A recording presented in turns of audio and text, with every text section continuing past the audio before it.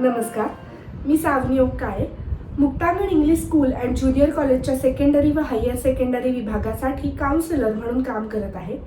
गेल्या अनेक व्हिडिओजमध्ये आपण मुलांच्या अभ्यासाबद्दल वेगवेगळी माहिती घेतलीच होती. मुलांचा अभ्यास काय पद्धतीने घ्यावा हे सुद्धा आपण अनेक व्हिडिओजमध्ये पाहिलं आहे.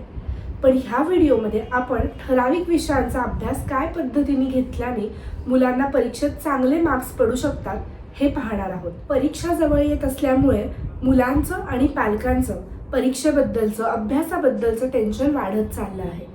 त्यामुळे असे काय छोट्या छोट्या ट्रिक्स आहेत किंवा अशा काय छोट्या छोट्या गोष्टी आहेत ज्या लक्षात ठेवल्याने तुमचा अभ्यास सुखकर होऊ शकतो हे आपण पाहूया.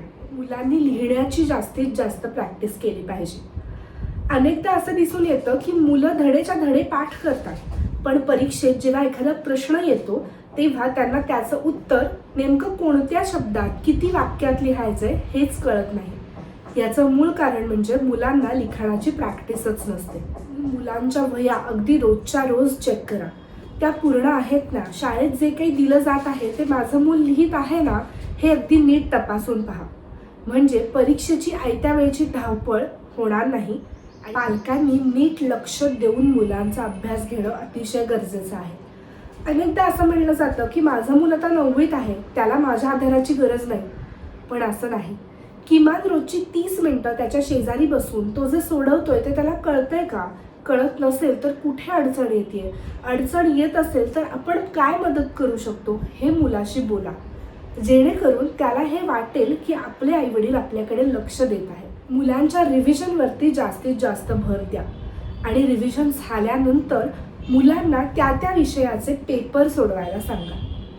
किमान परीक्षेच्या 10 दिवस आधीपासून मुलांनी रोज किमान 2 विषयांचे तरी पेपर सोडवले पाहिजेत. आपल्या शाळेच्या लायब्ररीमध्ये सुद्धा अनेक विषयांचे पेपर अवेलेबल आहेतच, पण समजा ते तुम्हाला काही कारणाने मिळाले नाहीत तर पालक म्हणून तुम्ही सुद्धा मुलांसाठी काही प्रश्न तयार करू शकता. फक्त धड्याखालचे प्रश्न त्याच्यात न देता धड्यामधील सुद्धा प्रश्न द्या, म्हणजे मुलांना त्या विषयाची त्या धड्याची कितपत क्लॅरिटी आली आहे ही शंका तुमच्या मनात पालक म्हणून राहणार नाही.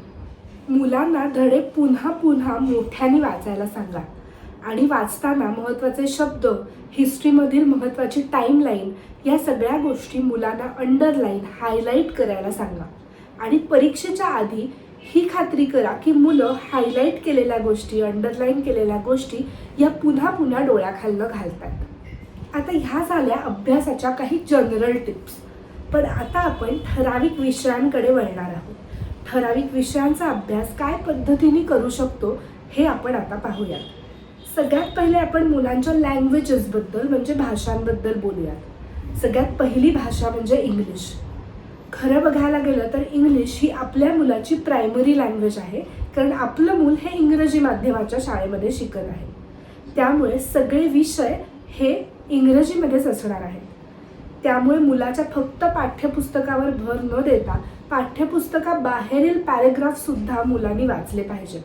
त्याचं इंग्लिश पक्कं करण्यासाठी मुलांनी स्वतःवरती जास्तीत जास्त प्रयत्न केले पाहिजेत.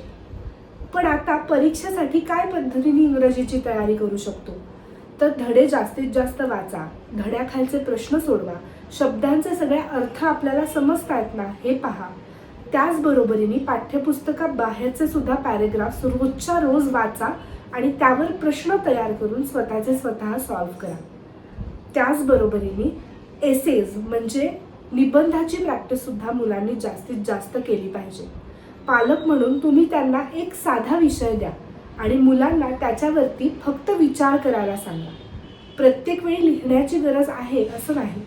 कधी कधी फक्त तुम्ही त्यांना एक विषय सांगून त्याच्यावरती त्या मुलाच्या डोक्यात काय काय विचार येत आहेत ह्याची कल्पना तुम्ही पालक म्हणून करून घ्या आणि त्यानंतर मुलाला ते लिहायला सांगा.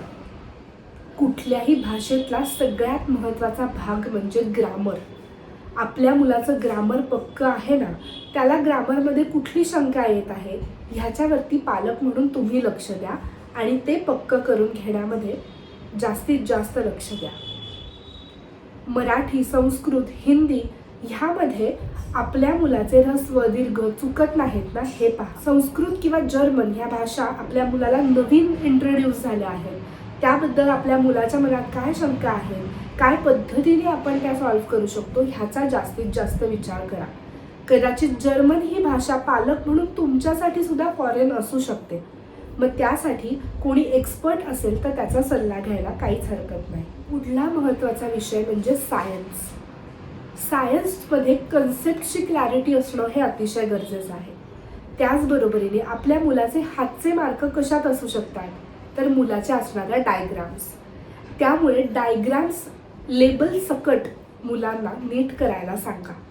अनेकदा असं दिसून येतं की मुलं मॅथ्सची सम्स, थिअरम्स हे अगदी पाठ करतात, पण तसं न करता मुलांनी जर त्याची जास्तीत जास्त प्रॅक्टिस केली तर मुलांना ते सोडवायला मदत होऊ शकते.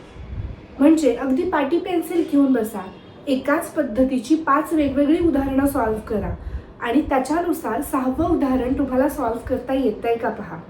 ह्यानी मुलांची लिखाणाची पण प्रॅक्टिस होईल आणि काय पद्धतीने तो प्रश्न सोडवायचा ह्याची सुद्धा क्लॅरिटी मुलांना येऊ शकेल. हिस्ट्रीमध्ये मुलांना अनेकदा इयर्समध्ये कन्फ्युजन होऊ शकतं. त्यामुळे हिस्ट्रीची टाईमलाईन पक्क असणं हे खूप गरजेचं आहे. मुलांना त्या टाईमलाईनचा एक तक्ता बनवायला सांगा किंवा एका पानावरती सलग टाईमलाईन लिहून काढायला सांगा.